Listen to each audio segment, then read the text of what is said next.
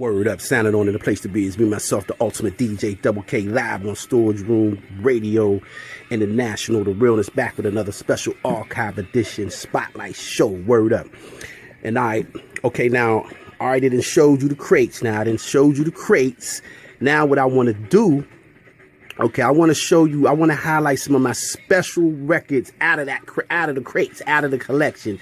These are some of my most prized hip-hop records from back in the days, day one hip-hop, in my entire collection. Now, I got more, but these are the ones that's right in front of me, you know what I'm saying?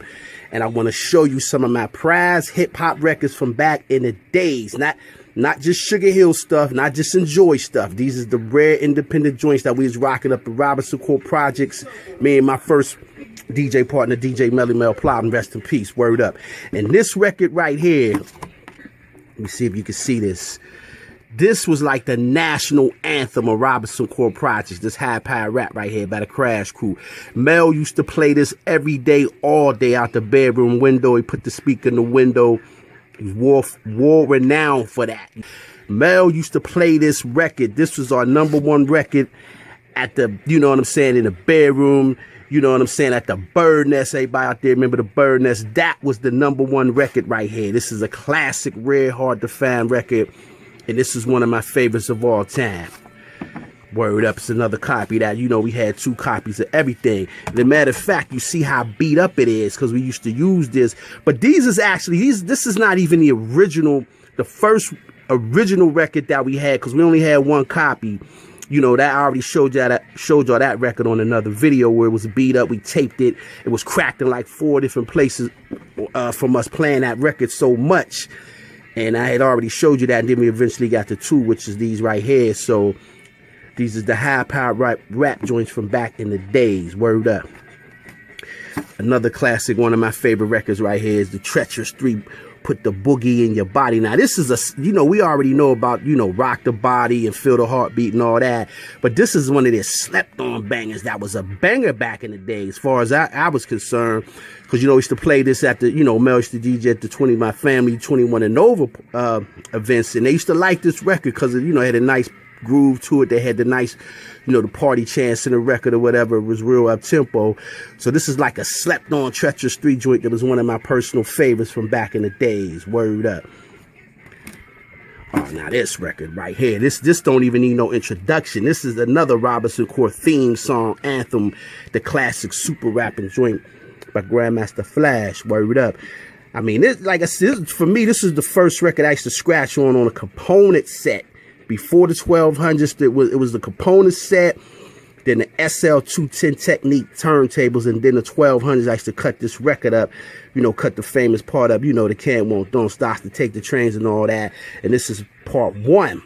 So we wore this record out so much that I think this is Skip Family from back in the days. But, you know, this is the original record. This is one of my favorite records from back in the days. Word up.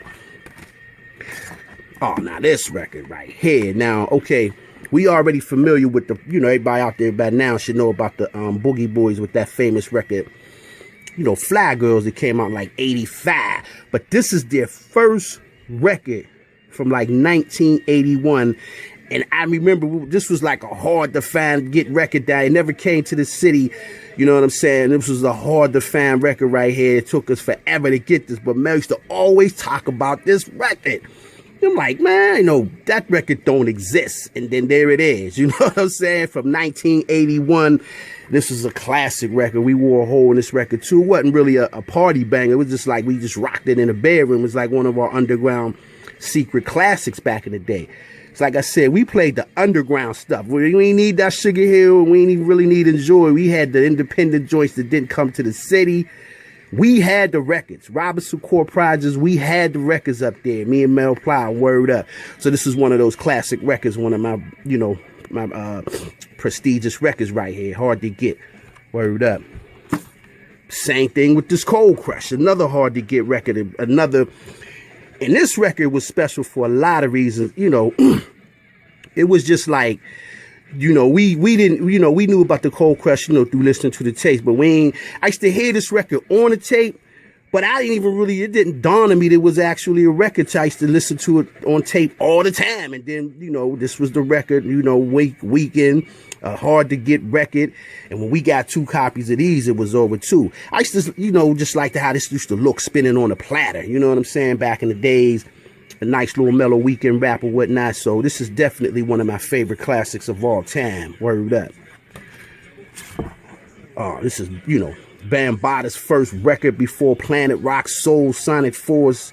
Yeah, you know what I'm saying? Everybody else got down with Bambaata, Soul Sonic, Zulu Nation and all that after, you know, Planet Rock drop. We was already up on them with this joint right here, this Throwdown joint.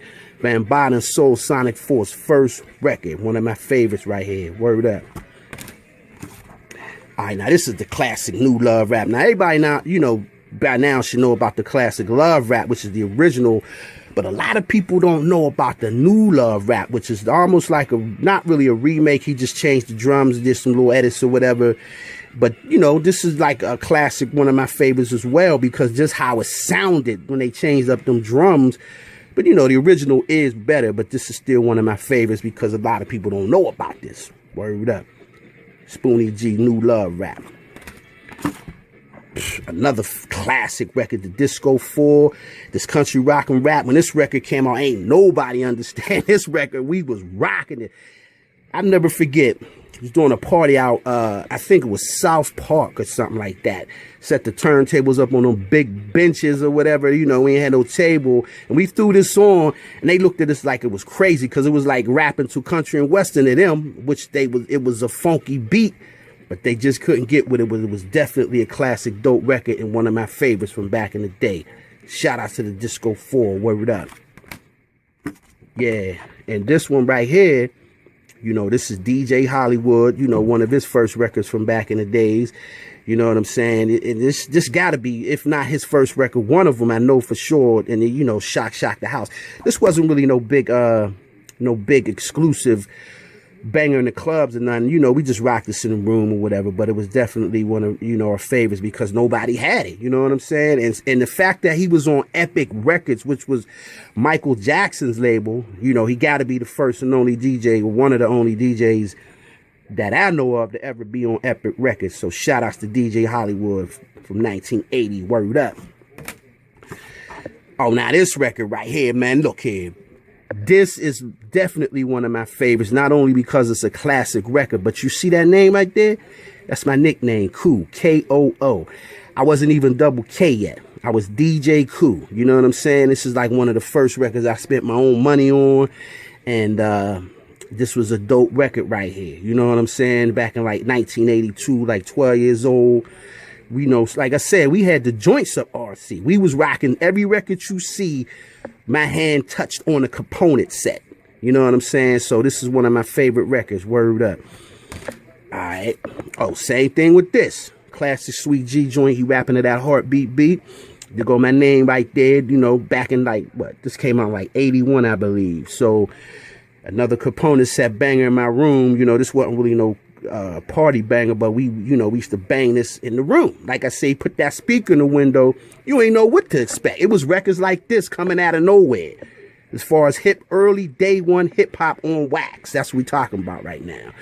So this is definitely one of my favorites. Word up. Oh, the Unity rap joint. This was like I said, I was into heavy lyricism back then at like 11 and 12. So when this came out, this was like under the foul of heavy lyrics, because that's when rap was starting to get real lyrical to me after like super rapping and all that, because I had super rapping memorized at like 10 years old. So this was a dope record for that reason. And I used to like to cut the intro up when it'd be like, you gotta